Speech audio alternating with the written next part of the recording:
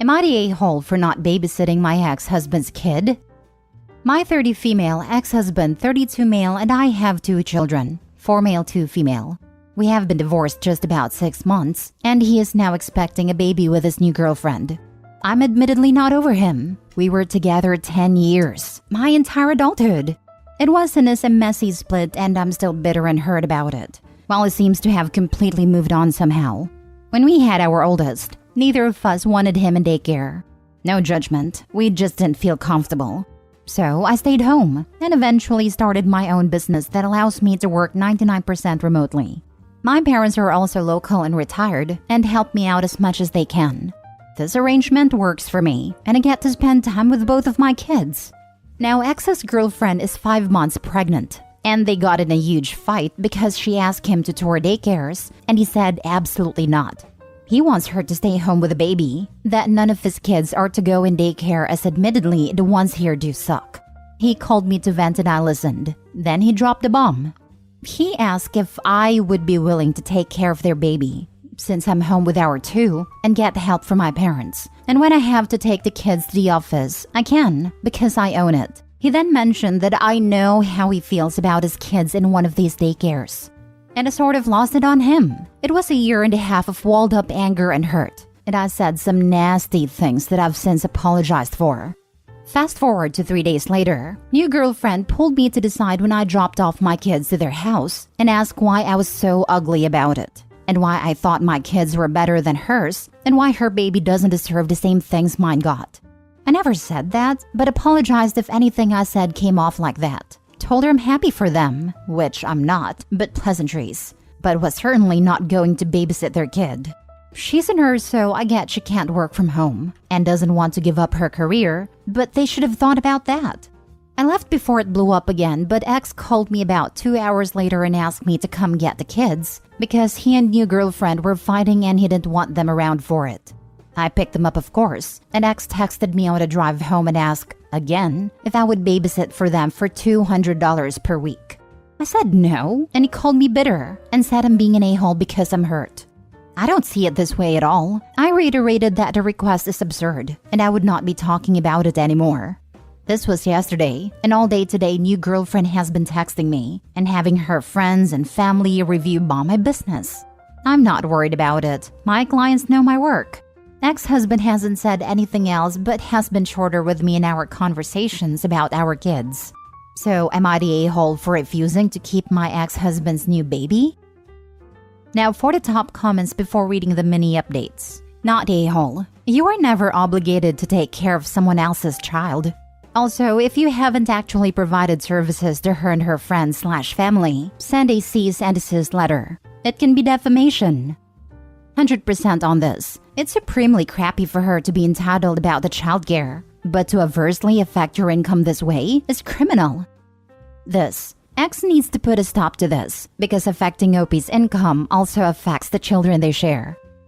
Not a-hole. I don't understand how they can possibly expect you to watch their children. This is not your responsibility. Does he know that you're still not over him? Asking because it sounds like he could be using your feelings for him to guilt you into this. Stick with a resounding no. He knows. I made a stupid mistake right after the divorce was final, right around the time he got new girlfriend pregnant. Ouch. And fell for his regret speech. We had sex, and I told him I didn't want this either, and maybe we could work on things. We had been having the start over conversation up until new girl found out she was pregnant, and he finally told me about it 2 months ago. My heart is broken, but logically I know we're done here. I'll get past it. You have no idea how badly I wish I could give you a hug. I'm sorry you're going through this, and that is clearly using your feelings against you. Yes, you made a mistake, but you were/are in love, and that makes us do stupid things. Still doesn't mean you deserve to be taken advantage of. You should stop letting him rant to you about his life. Just discuss the children only, nothing else. And get a cease and desist for girlfriends, friends, and family for trying to ruin your business. Not a-hole. And you should consult a lawyer about the review bombing. Sue them. The thought of being back in a courtroom with my ex and his new girlfriend makes me want to projectile vomit.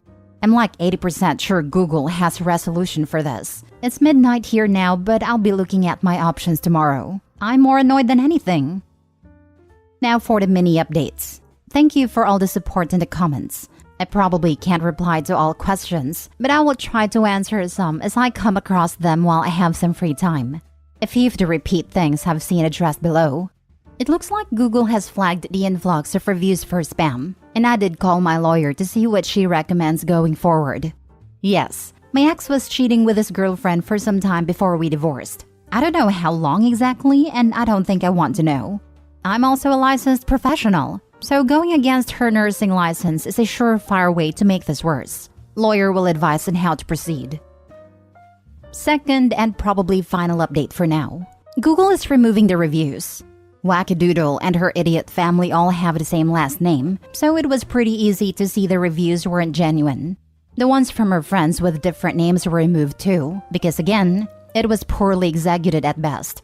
X has apologized for her behavior, and apparently he is taking some time away and she thought he was with me. I have no idea where he went after he left my house Tuesday night when the kids went to bed. He certainly is not staying here. We have only spoken to confirm pickup from swim lessons today. My parents had already planned to have the kids this weekend, as X has a graduation to go to and I'm going to the beach with friends. So I don't have to worry about where they're going since X is effectively homeless right now. Next story. Am I the a-hole for not allowing my ex to attend our child's birthday party? I, 34 female, and my ex-husband, 36 male, divorced 2 years ago due to irreconcilable differences. We share custody of our 7-year-old daughter Lily and have managed to maintain a relatively civil co-parenting relationship. However, things recently took a turn for the worse. Last week, Lily turned 8 and I decided to throw her a birthday party at our home. I planned the event meticulously, inviting Lily's friends, our family members, and a few close neighbors. I wanted it to be a special day for her. However, when I sent out the invitation to my ex-husband, I specifically mentioned that he would not be able to bring his girlfriend. Now, my reasoning behind this decision is that my ex-husband has been dating someone new for the past 6 months, and Lily hasn't had much interaction with her. I didn't think it was appropriate to have a stranger present at her birthday party, especially since my ex-husband and I agreed to introduce new partners to Lily gradually. My ex-husband, upon receiving the invitation, immediately called me furious and demanding an explanation. He accused me of trying to exclude him from Lily's life and claimed that he had every right to be there for a special day. He argued that his girlfriend had already met Lily on a few occasions and saw no issue with her attending the party. Naturally, this turned into a heated argument with both of us standing our ground. I firmly stated that I didn't think it was fair to Lily to have a stranger present, regardless of a few brief meetings. My ex-husband insisted that he had just as much right to be there as I did, and accused me of being spiteful and controlling. The argument escalated, and we ended up involving our respective families, who took sides and added fuel to the fire. Some of my family members supported my decision, claiming that Lily's birthday should be about her and her closest loved ones. However, my ex-husband's family argued that he should be allowed to attend, and that his girlfriend was an important part of his life now, and therefore she should be included. We couldn't reach a compromise, and in the end, my ex-husband threatened legal action if I didn't allow him to attend a party.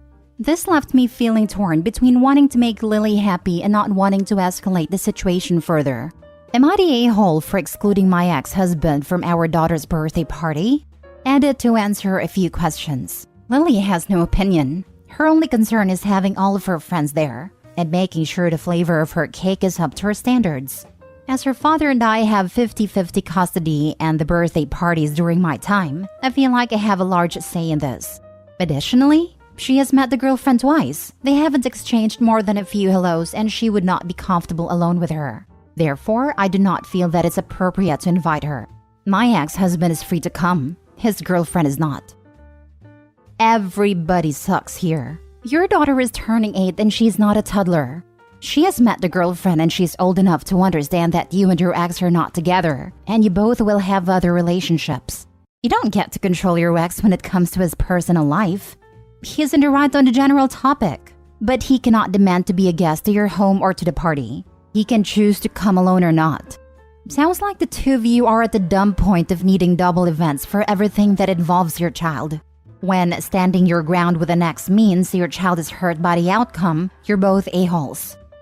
You say your daughter has no opinion, but then say she wouldn't be comfortable with her. Which is it? Comfortable alone with her. She has no opinion regarding having the girlfriend at a party, where there are probably plenty of people, but probably would feel different in a one-on-one situation. Not the a-hole. You invited him, but you are not required to have his new woman in your home.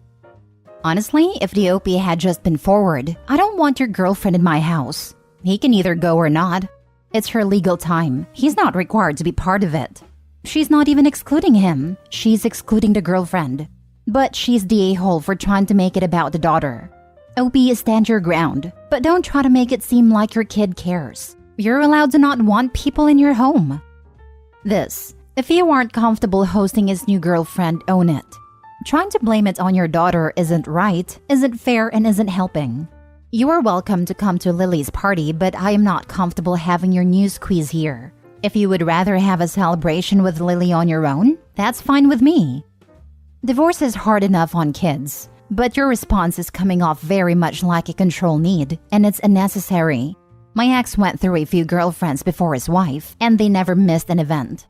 I want him happy and present, and frankly, his wife ended up being the best thing to happen to him.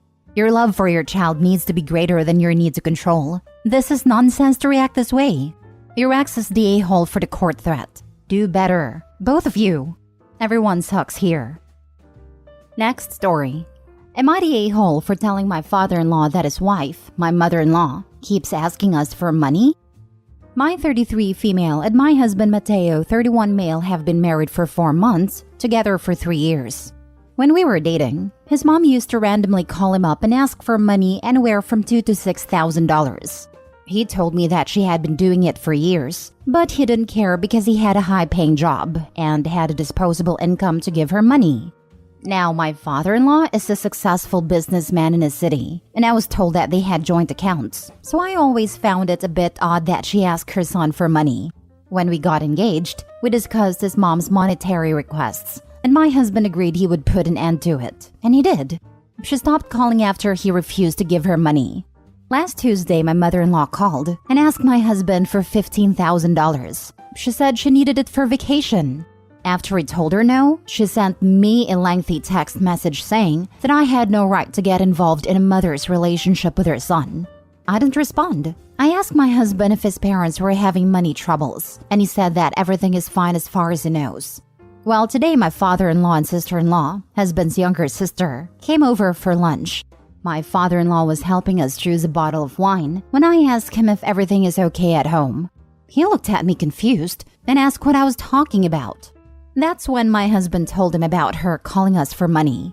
It turns out that my mother-in-law has been secretly asking my husband for money in cash.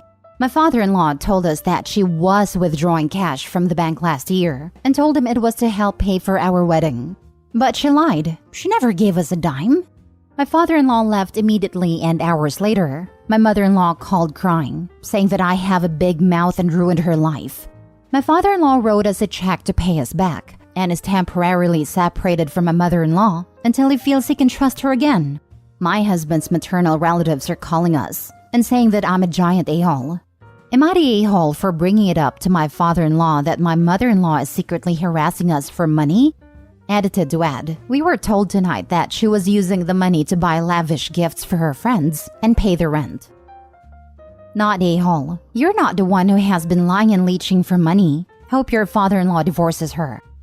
Not to mention that mother-in-law is blaming OP for telling father-in-law about the money she was asking for, when it was actually her own son who did it. OP just asked about money problems.